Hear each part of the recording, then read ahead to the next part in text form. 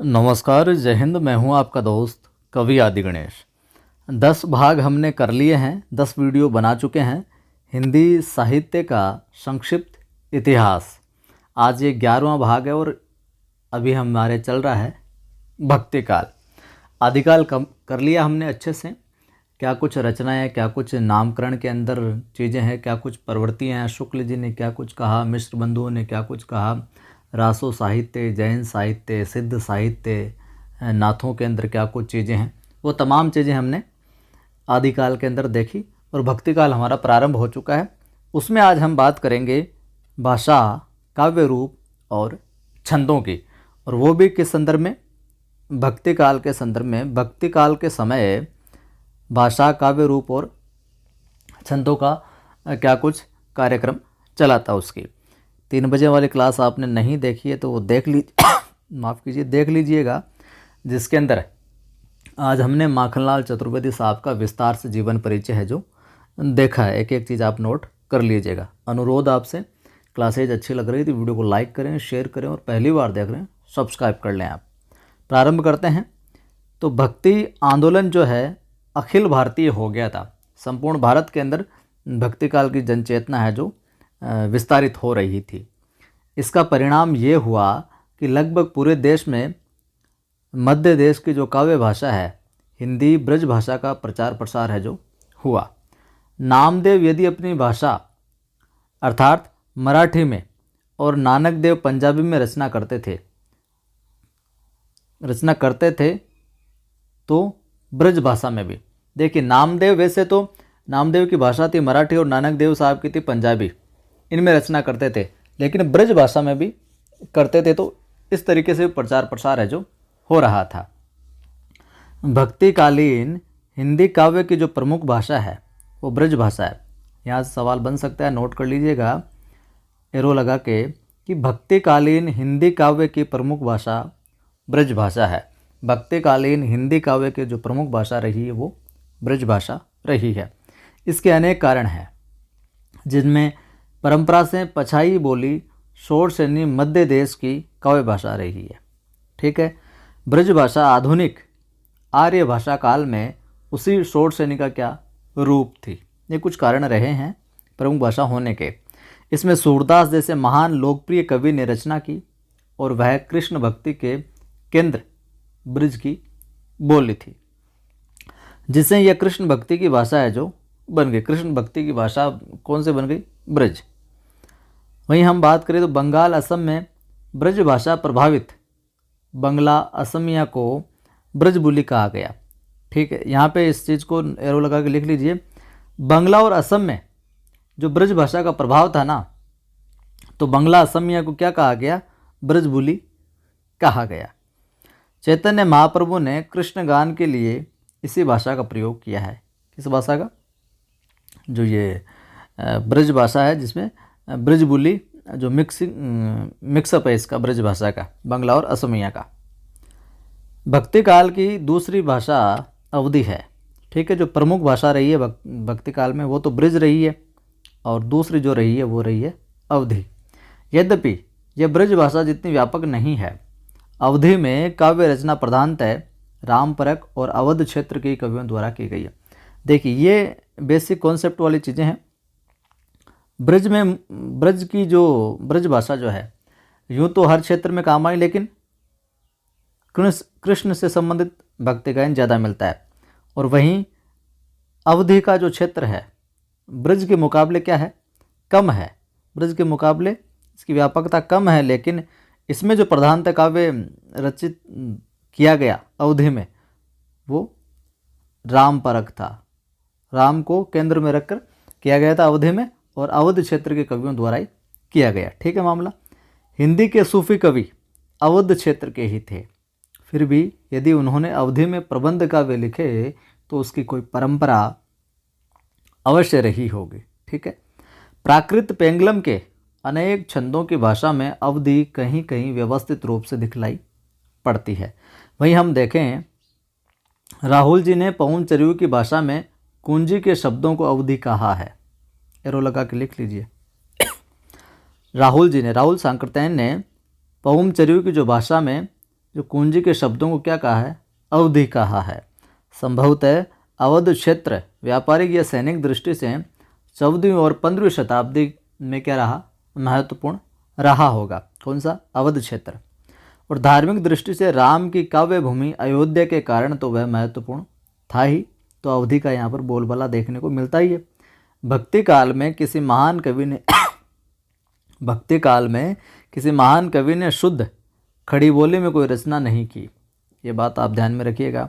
उसका मिश्रित रूप जो है सदुकड़ी अवश्य मिलता है। खड़ी बोली का मिश्रित रूप मिलता है, जो वस्तुतः पंजाबी, राजस्थानी खड़ी बोली, ब्रज और कहीं कहीं अवधि का भी पंचमेल है। तो इन सभी भाषाओं का जो मेल जो है वो कहलाता है सद्दुकड़ी। अलग से खड़ी बोली में कोई शुद्ध खड़ी बोली में रचना नहीं मिलती है भक्ति काल में। ये विशेषता आप ध्यान में रखिएगा भक्ति काल के अंतर्गत। भक्ति साहित्य अनेक विधाओं और छंदों में लिखा गया, किंतु गए पद और दोहा चौपाई में निबद्ध कड़वक वद्धता उसके प्रधान रचना रूप है। दोहा चौपाई विशेष तौर से यहाँ पर फोकस में रही। गए पदों की परंपरा हिंदी में सिद्धों से प्रारंभ होती है। देखिए बहुत अच्छा सवाल बन सकता है, एरो लगा के लिख लीजिए। गए पदों की परंपरा जो है हिंदी साहित्य में या हिंदी में कहाँ से प्रारंभ होती है? सिद्धों से प्रारंभ होती है। लिख लीजिएगा इस लाइन को। गए पदों की परंपरा हिंदी में सिद्धों से प्रारंभ होती है, जो जिनको गाकर पढ़ते हैं गेय पदों गायन शैली में। नानक, नामदेव, कबीर, सूर, तुलसी, मीराबाई आदि ने गेय पदों में रचना की है। गेय पदों में काव्य और संगीत एक दूसरे से क्या घुल मिल गए हैं। संभवतः ये कवि राग रागनियों को ध्यान में रखकर इन गेय पदों की क्या करते थे? रचना किया करते थे। गेय पदों की प्रारंभिक पंक्ति आवर्ती या टेक होती है। जो प्रारंभिक पंक्ति है वो आवर्ती या टेक होती है, मतलब उसको बार बार पुकारा जाता है, बोला जाता है आगे, अर्थात वह केंद्रीय कथ्य होती है। बीच की पंक्तियों में उस कथ्य की क्या होती है? व्याख्या होती है। और अंतिम पंक्ति में रचनाकार अपना नाम डालकर गेय पद समाप्त करता है। तो अंतिम पंक्ति में रचनाकार जो अपना नाम डालकर गेय पद को समाप्त करता है, नाम डालने का मतलब होता है वो अपनी छाप छोड़ता है, ये भी हम कह सकते हैं। पुराने भजन वगैरह आपने सुने होंगे, अभी भी जागरण में सुनते होंगे, तो आखिर में जो भजन जब समाप्त होने वाला तो उसमें नाम लिया जाता है किसी न किसी का, तो वो नहीं उसमें छाप छोड़ी हुई होती है।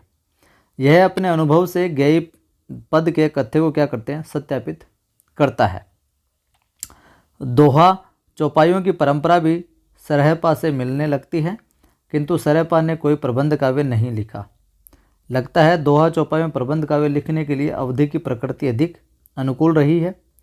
वहीं जायसी पूर्व अवधि कवियों के भी अनेक काव्य चौपाई दोहे में कड़वक बद्ध मिले हैं। ठीक है, जैसे भीम कवि का दंगवे पुराण, नोट कर लीजिए एरो लगा के। भीम कवि का दंगवे पुराण भीम कवि द्वारा रचित। सूरजदास की एकादशी कथा, किसकी एकादशी कथा? सूरजदास की। पुरुषोत्तम दास का जैमिनी पुराण, ये सवाल पूछा गया कई बार। पुरुषोत्तम दास का जैमिनी पुराण। ईश्वरदास की है सत्यवती कथा। ठीक है, ये लिख लीजिएगा। भीम कवि द्वारा दंगवे पुराण, सूरजदास की एकादशी कथा, पुरुषोत्तम दास का जैमिनी पुराण और ईश्वरदास की है अपने सत्यवती कथा। पूछी जा सकती है सत्यवती कथा किसकी? ईश्वर दास की। किंतु ये रचना जो रूप है ये सूफी कवियों विशेषतः जायसी के हाथों अत्यंत परिष्कृत हुआ। तुलसीदास ने इसे चरमोत्कर्ष पर पहुंचाया। दोहे की परंपरा अपभ्रंश में मिलने लगती है। सरहपाद का दोहा कोश प्रसिद्ध है, ये आपको पता ही, हमने लिख ही लिया था पहले। दोहा नाम से आदिकाल में ढोला मारूरा दुहा जैसा प्रबंध काव्य भी मिलता है। तो आपसे पूछा जा सकता है ढोला मारूरा दुहा क्या है? तो ये एक प्रबंध काव्य है, नोट कर लीजिए अगर आपने पहले नहीं किया तो। ढोला मारूरा दुहा क्या? प्रबंध काव्य है। भक्ति काल में प्रबंध काव्य, खंड काव्य, महाकाव्य क्या है, हम आगे जब काव्य शास्त्र पढ़ेंगे तो और विस्तार से इन चीज़ों को मैं समझा दूंगा। भक्ति काल में कबीर के दोहे साखी नाम से जाने जाते हैं। नोट कर लीजिए इस लाइन को। भक्ति काल में जो कबीर के दोहे थे वो किस में नाम से जाने जाते हैं? साखी नाम से। तो सवाल बन गया कि कबीर के दोहे भक्ति काल में किस नाम से जाने जाते रहे हैं? तो आपको वहाँ पर उत्तर ध्यान में रखना है, साखी। तुलसी ने राम कथा दोहावली में रची। तुलसी ने जो राम कथा लिखी वो किसमें? राम कथा दोहावली में रची। दोहे का ही एक रूप क्या है? सोरठा है। ठीक है। छंदों की भाषा की बात चल रही है भक्ति काल की, तो वो चीज़ें आ रही हैं यहाँ पर। छप्पय, सवैया, कवित, भुजंग प्रियात, बरवे, हरिगीतिका आदि भक्ति काव्य के बहुप्रचलित छंद है ये भक्ति काल के अंदर भक्ति काव्य के, और इन छंदों की हम आगे विषय चर्चा करेंगे काव्य शास्त्र में। सवैया हो गया, कवित हो गया, ये हिंदी के अपने छंद हैं। सवैया को तो आपने देखा ही होगा किसमें, रस खान साहब वाला हमने जो अध्याय पढ़ा है उसके अंदर। जो भक्ति काव्य में दिखलाई पड़ते हैं इनकी स्पष्ट परंपरा पहले नहीं मिलती। तुलसीदास ऐसे भक्त कवि हैं जिनके यहाँ मध्यकाल में प्रचलित प्राय सभी काव्य रूप है जो मिल जाते हैं। तुलसी ने मंगल काव्य, नहचु, कलेहू, सोहर जैसे काव्य रूपों का भी उपयोग किया है। नहचु, कलेहू विवाह के समय गाए जाने वाले, और सोहर पुत्र जन्म के समय गाया जाने वाला गीत है। नोट करके लिख लीजिए एरो लगा के। नहचु, कलेहू विवाह के समय गाए जाने वाले गीत हैं। पूछ लिया जाए कि नहचु किस समय गाया जाने वाला गीत है, तो आपको ध्यान में रखना है विवाह के समय, तो ये सवाल पूछा गया है। नहचु और कलेहू विवाह के समय गाए जाने वाले गीत हैं, और सोहर जो है वो पुत्र जन्म के समय गाया जाने वाला गीत है। तो ये इम्पोर्टेंट है, ज़रूर आप नोट कर लीजिए। आगे हम बात करें तो आदिकाल में विविध छंदों में प्रबंध काव्य रचना की प्रवृत्ति थी। उदाहरण के लिए हम देखें, आदिकाल के यहाँ पर संदर्भ दे रहा है, पृथ्वीराज रासों में छंद बहुत जल्दी जल्दी बदलते हैं। सूरदास और तुलसीदास भी छंद परिवर्तन करते हैं, किंतु जल्दी जल्दी नहीं। केशव की रामचंद्रिका एरो लगा के लिख लीजिए। रामचंद्रिका के रचनाकार कौन? केशव। केशव की रामचंद्रिका में भी बहुत जल्दी जल्दी छंद परिवर्तन हुआ है। आगे हम देखते हैं, इस प्रकार हम देखते हैं कि भक्ति आंदोलन के विकास में अनेक स्थितियों का क्या रहा योगदान है। भक्ति मूलतः एक धार्मिक साधना पद्धति, ज्ञान योग, कर्म योग के समान एक क्या है योग है, किंतु ऐतिहासिक विकास के एक विशिष्ट दौर में वह एक लोकोन्मुख अखिल भारतीय आंदोलन है जो बन गई धीरे धीरे। धर्म उसका रूप है और मानवीय करुणा उसकी क्या है अंतर्वस्तु है। भक्ति आंदोलन की, भक्ति आंदोलन के अंदर धर्म तो उसका क्या रूप है और मानवीय करुणा क्या उसकी अंतर्वस्तु है। हिंदी साहित्य के इतिहास का भक्ति आंदोलन इसी धार्मिक आंदोलन पर क्या आधारित है। तो हम कह सकते हैं हिंदी साहित्य के इतिहास का जो भक्ति आंदोलन है वो एक तरीके से धार्मिक आंदोलन की श्रेणी में भी जाता है। अब हम बात करते हैं, लिख लीजिए आप, निर्गुण ज्ञानाश्रयी शाखा। निर्गुण ज्ञानाश्रयी शाखा, इसके अंदर कुछ सवाल बनेंगे तो मैं आपको बताता चलूँगा। तो इसमें क्या था कि हिंदी साहित्य के संत कवियों की ज्ञान आधारित निष्पक्षता, न्यायप्रियता, भक्ति भावना और काव्यधारा को दृष्टिगत कर इसे ज्ञान मार्गी काव्यधारा की संज्ञा दी जाती है। इसमें क्या ज्ञान आधारित निष्पक्षता देखने को मिलती है, न्यायप्रियता देखने को मिलती है, भक्ति भावना देखने को मिलती है। ये सारी की सारी चीज़ें हैं ज्ञान मार्गी काव्यधारा के अंतर्गत, जो निर्गुण ज्ञानाश्रयी शाखा है। भक्ति काल की विषम राजनीतिक एवं सामाजिक परिस्थितियों में आशा की ज्योति बिखेरने का कार्य क्या संत काव्यधारा के कवियों ने किया। चारों तरफ निराशाएं, हताशा थी, तो इन्होंने मोटिवेट करने का काम किया, एक सकारात्मक ऊर्जा भरने का काम किया इन कवियों ने। उन्होंने तत्कालीन धार्मिक मान्यताओं को अपने जीवन के व्यापक अनुभव के आधार पर जन सामान्य के लिए क्या बोधगम्य बनाया, आसानी से समझ में आ जाए उस तरीके से प्रस्तुत किया, जिसमें युगीन परिवेश की सबल भूमिका रही है। सभी संत कवि वर्णवादी समाज को तोड़कर मानवतावादी समाज की स्थापना के लिए क्या प्रयत्नशील थे। देखिए यहाँ पर विशेषता के तौर पर एक सवाल बन सकता है कि भक्ति काल के अंदर ज्ञानाश्रयी शाखा में जो संत कवि थे वो वर्णवादी समाज की मान्यता को तोड़कर किस ओर चले, मानवतावादी समाज की स्थापना के लिए प्रयासरत रहे। धार्मिक सहिष्णुता को संत कवियों ने सामाजिक विकास के लिए आवश्यक माना। निर्गुण काव्य में मानवीय अनुभव और विवेक को प्रमाणिक माना गया है। मानवीय अनुभव को और विवेक को, समझ को प्रमाणिक माना गया है, इसलिए संत कवि पांडित्य परंपरा और पुस्तकीय ज्ञान के वाद विवाद को व्यर्थ मानते हैं। पांडित्य प्रदर्शन को व्यर्थ मानते हैं, पुस्तकीय ज्ञान को व्यर्थ मानते हैं, इस वाद विवाद को व्यर्थ मानते हैं। वो अनुभव को ज़्यादा महत्व देते हैं यहाँ पर, मानवीय अनुभव और विवेक को। ठीक है, निर्गुण ज्ञानाश्रयी शाखा के संत, ये प्रवृत्तियों से संबंधित सवाल कैसे भी बन सकता है। उनके काव्य में अनुभूति की निश्चलता और शिल्प की अनगढ़ता मिलती है। हम बात करें संत शब्द का प्रयोग प्राय बुद्धिमान, पवित्र आत्मा जो होती है, परोपकारी जो होता है, सज्जन व्यक्ति होता है, उसके लिए किया जाता है। तो संत आदमी किसके लिए, संत शब्द का प्रयोग किसके लिए किया जाता है? बुद्धिमान के लिए, जो पवित्र आत्मा होती है उसके लिए। परोपकारी होता है, जो भला करने वाला हितकारी होता है उसके लिए। और एक सज्जन सभ्य व्यक्ति होता है उसके लिए संत शब्द का प्रयोग अक्सर अमूमन किया जाता है। संत काव्य धारा में संत शब्द उस व्यक्ति की ओर संकेत करता है जिसने सत्य रूपी परम तत्व का अनुभव किया हो। लेकिन जो संत काव्य धारा रही है वहाँ पर संत शब्द किसकी ओर इंडिकेट करता है, किसकी ओर संकेत करता है? जिसने सत्य रूपी परम तत्व का अनुभव कर लिया हो। संत शब्द में व्यक्ति की रहनी और करने का सुंदर सामंजस्य विलक्षित होता है। वो किस प्रकार से कहता है, क्या करता है, किस प्रकार से रहता है, कथनी और करनी का सुंदर सामंजस्य विलक्षित होता है। हिंदी में संत कवि से अभिप्राय कबीर आदि निर्गुण उपासक ज्ञान मार्गी कवियों से लिया जाता है। कबीरदास ने अपनी एक साखी में कहा है, निर्बेरी निह कामता साई सेती ने विषया सुंदरा रहे संतनी को अंग एह। लिख लीजिए, ये कबीरदास जी की साखी है। ये देकर पूछा जा सकता है किसकी है, ये किसके द्वारा रचित है? तो निर्बेरी निह कामता साई सेती ने और विषया सुंदरा रहे संतनी को अंग एह। यहाँ भी संतों का लक्षण उनका निष्काम, प्रभु का प्रेमी और विषयों से विरक्त होना बताया है।